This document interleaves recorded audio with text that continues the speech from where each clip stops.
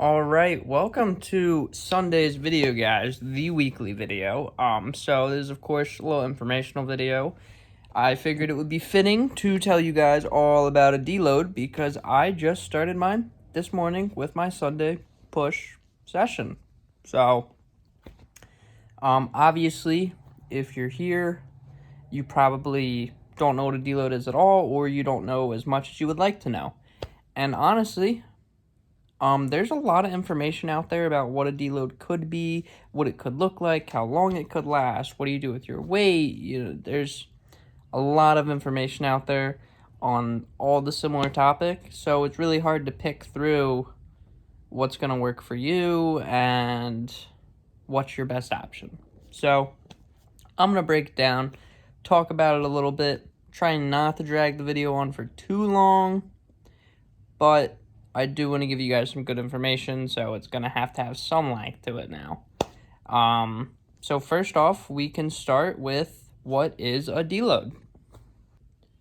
A deload is basically taking time off, taking a less intense approach, doing less volume, doing less weight, any of those things for a set period of time to give your CNS or your central nervous system a break, give your muscles a break, give your joints a break, as over time, of course, all of those things have wear and tear in them. So if your joints or your muscles aren't recovering in time, now that could be more than just you need a deload. It could be more than that. If you're not eating a lot, your joints aren't going to be very happy if you're on prep. It happens. Or if you sleep for 3 hours a night, of course your muscles didn't recover. It's not just, I'm not recovering, gotta do a deload. It's taking that time to allow your body to kind of reset and rejuvenate itself instead of going to failure every day on your working sets. So now that you know what a deload is, of course I touched a little bit on when you take it, but let's dive a little deeper into it. So, personally, I started my deload after I had felt like my joints weren't really recovering for a few weeks. It wasn't like, oh man, my wrist hurts today, gotta start a deload. No. It was, oh, my knee hurts today. Oh, now my shoulder hurts this next session. Oh, just, it piled up. And I was like, all right, maybe they're just not happy with how long I've been going just straight up intense and heavy and adding weight consistently. They're ready for time off. They're ready for not as heavy. They're ready for not as intense. So that's how mine started, and that's how yours can start too. But it can also look like, I'm really not progressive overloading anymore. That's weird. I'm not adding more weight. I'm not getting stronger. Well, what's wrong? Okay, well, is your diet in check? Yup. Is your sleep in check? Yup. Well, then maybe it's time for a deload. Maybe you should, take some time and not go as hard or heavy, and then come back, and your lifts should start going up again. So now we got what it is, when to take it. Let's dive into how long. Personally, I'm taking a full session, like a split. So I'm doing a 5-day split. All will be deloaded sessions between push, pull, shoulders, chest, back, and legs. They'll all be a deload. And then I will go into the next 5-day split, not in a deload anymore. How I'm going to go about that is I will go in and I'll do a lot of top sets for my first few working sets, so that I can see how I feel, and then go from there. I'm not jumping from, like on incline press today was 70s, I think, 75s for like reps, really laid back, not as intense. I'm not going to jump right into 90s again or 85s again right away. I'm going to see how I feel and really warm up and get to it. So another thing I see commonly is people go like, oh, I'm taking a 10-day deload. And I mean, I personally wouldn't take a 10-day deload. That's a lot of time. Your body might need it, especially if you're someone like powerlifting. I could see a 10-day deload where you're just like, all right, your CNS is absolutely gassed because you're by the end of your program, or you've just been doing SBD so often and heavy that your back, hips, everything needs a break. So there are times where longer deloads will work, and there's times where shorter deloads will work. I've even heard people talk about, rather than timing out my deloads, it's kind of just, if I don't feel well rested, I take that extra rest day as a deload basically, and then I get back to it when I'm feeling recovered. And that one also makes sense, and you have to base that off of how you feel, which is a very big important thing when it comes to the fitness industry, is how you're feeling. Your top sets, your back off, oh, I feel bad today. Well, that makes sense why you didn't progressive overload and stuff like that. So now we have how long you should deload. Now we can touch on how to deload. Of course, nobody wants to go lighter in the gym.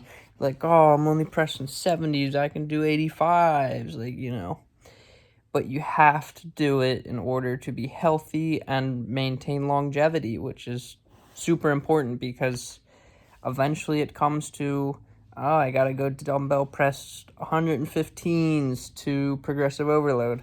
Well, there's a lot of room for error, and with 110 pounds, 115 pounds, there's a lot of room for injury. So longevity and taking care of your body is super important when it comes to fitness, because that will keep you in the gym longer, which is what we all want.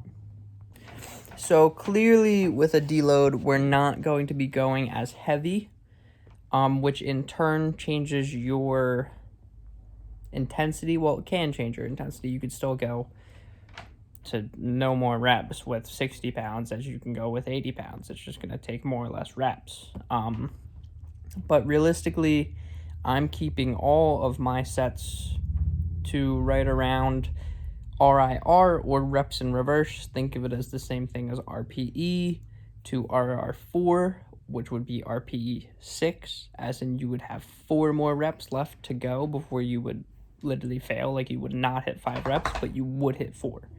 Of course, really hard to gauge if you've never used RPE or RIR, so you could also drop your weight by X amount, 50 to 60%. I mean, you could probably go heavier. You could probably go up to like 70% weight drop off, but I wouldn't go any more above there. I personally also keep my reps a lot higher. I'm not really in the 6 to 10 rep range, maybe for like a last working set, but I would rather stay in the like 10 to 20-ish rep range when I'm doing a deload, because it allows me to go lighter and still keep a nice pump.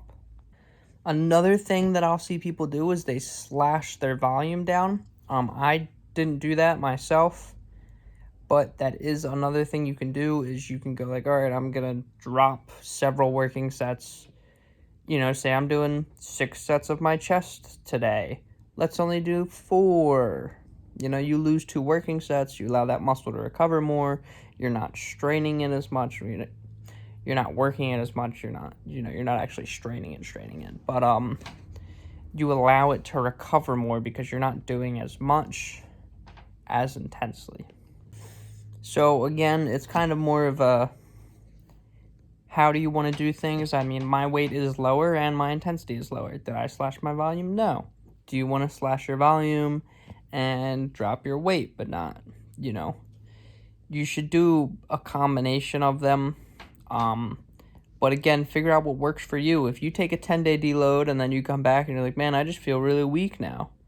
1, warm up a little better because you haven't done it as heavy in a while. Or 2, take less than 10 days.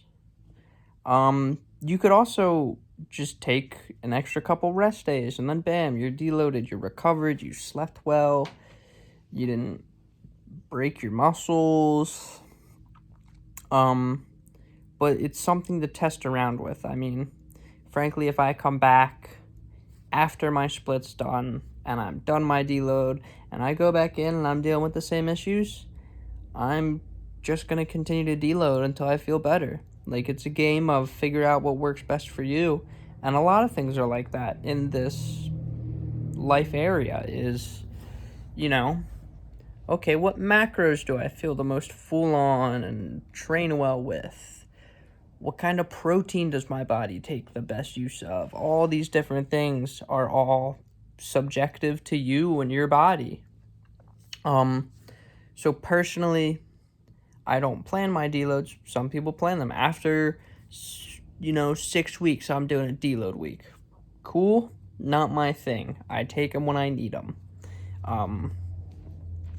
Again, just listen to your body. It's important. You guys now know what a deload is, when you can do it, how to do it, how long to do it, what it is. So I hope this video doesn't drag on too much. I hope I didn't repeat myself that much. I don't think I did. So I hope this was just straightforward, to the point, and you guys are leaving with something that you didn't know that will help you in the future, as that's the exact point of this video, is to help you, help someone, whether it's 1 people or 50 people or so on. So thank you guys so much for tuning in. Have an amazing day. Go get a good workout in. Even if you're deloading, you can still be a good workout. Even if. And don't forget to like, comment, and subscribe. Code BUCKUP22. That's 20% off. Helps me, helps you. Again, thank you guys. Loving all the support recently. Have a great day.